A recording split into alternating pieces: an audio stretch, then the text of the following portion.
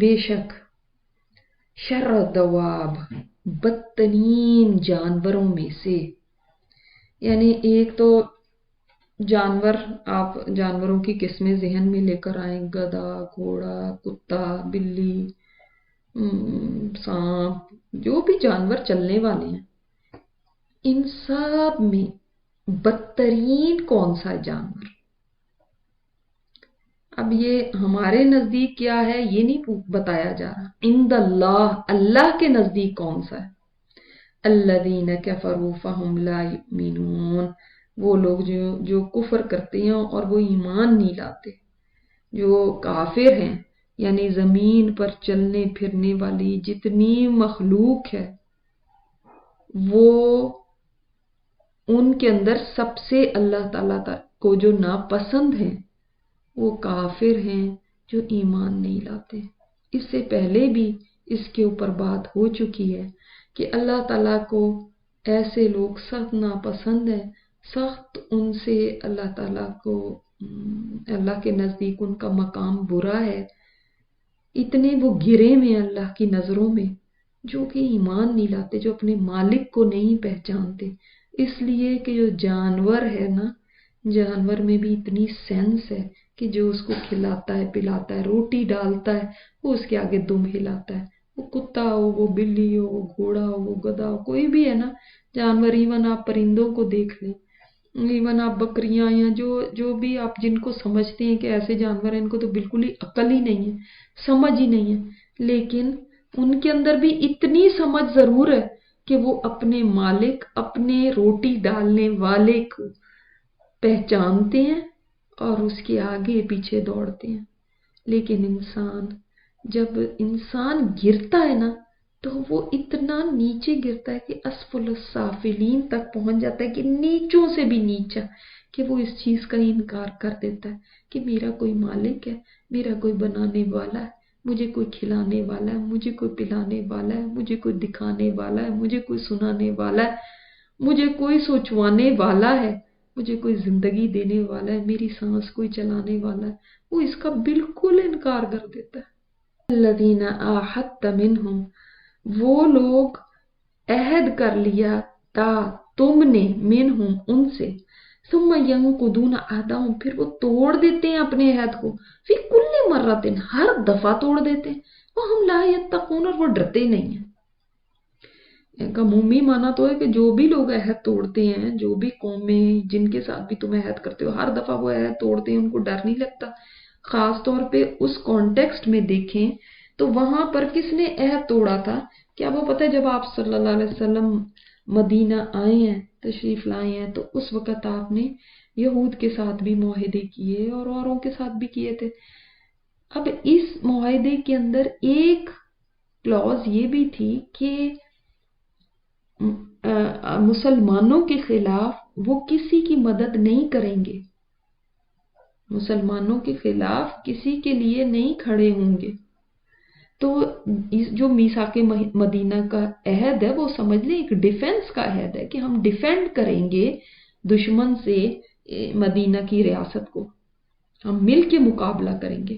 مگر یہودیوں کی ایک عادت رہی ہے کہ وہ وعدہ خلاف رہے ہیں، انہوں نے مسلسل وعدوں کو توڑا۔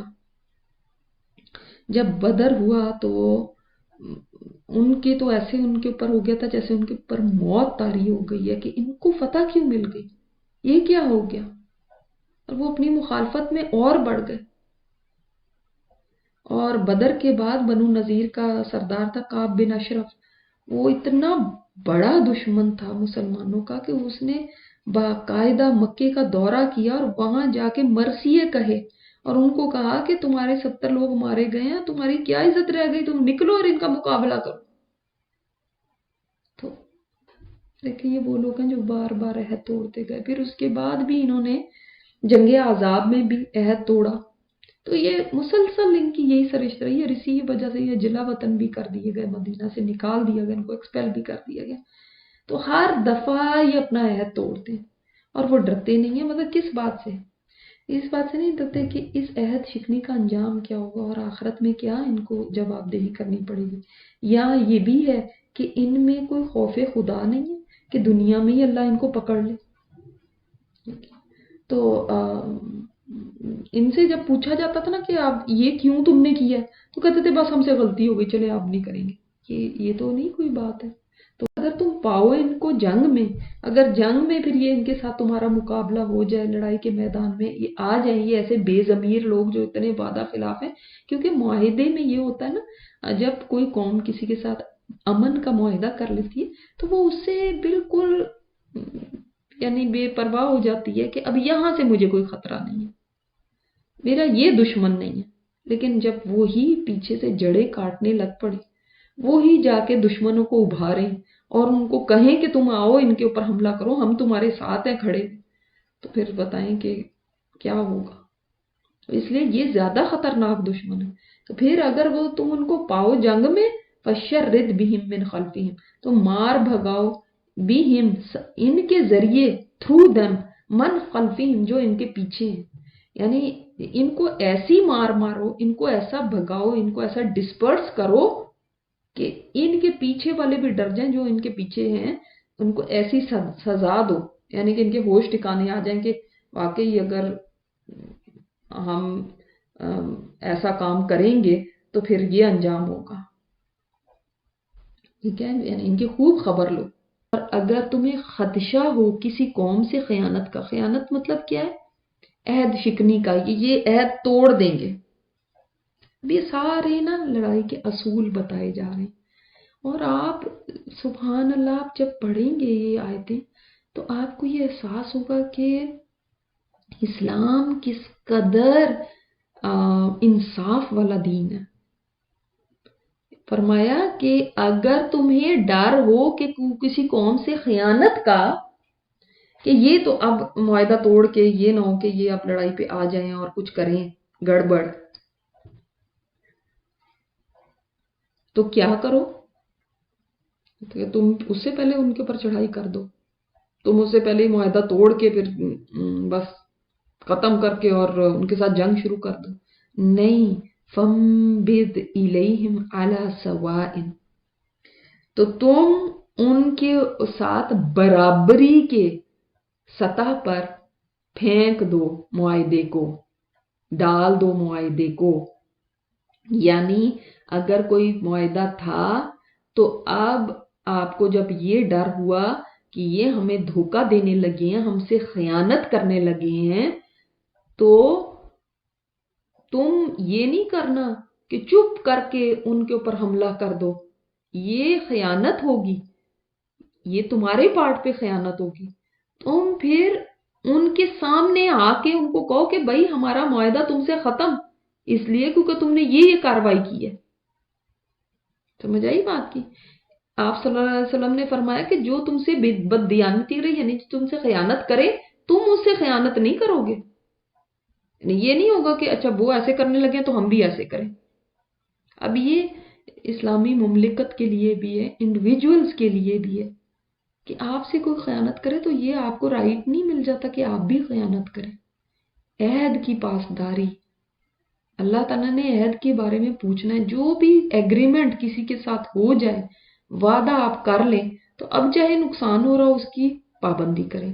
مگر جب کسی قوم کے ساتھ آپ نے وعدہ کیا نا، لیکن اب آپ کو لگ رہا ہے کہ وہ خیانت کر رہے ہیں، وہ اب اس کو توڑ کے ہمارے ساتھ کوئی بددیانتی کر رہے ہیں، اور آپ کہہ رہے ہیں کہ نہیں یہ تو اب ختم ہے، تو اس میں پھر چپکے چپکے کچھ نہیں کرنا.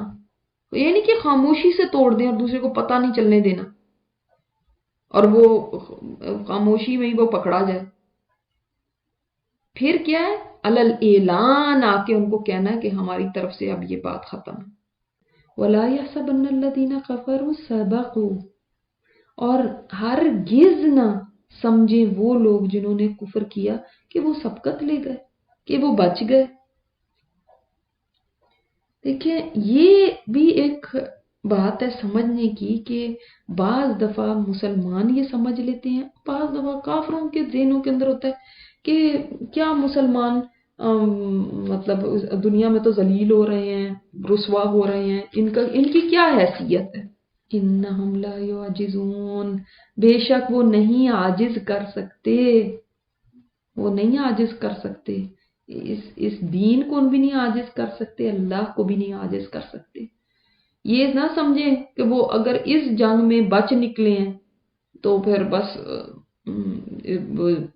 آئندہ کے لیے بھی اسی طرح بچیں گے اور اسی طرح وہ نکل جایا کریں گے۔ تو بدر سے بھاگ نکلنا ان کا یہ نہ وہ اس چیز کو ذہن میں رکھیں کہ وہ آگے بڑھ گئے، دیکھا ہم تو بچ ہی گئے نا، ہرگز نہ یہ خیال کریں۔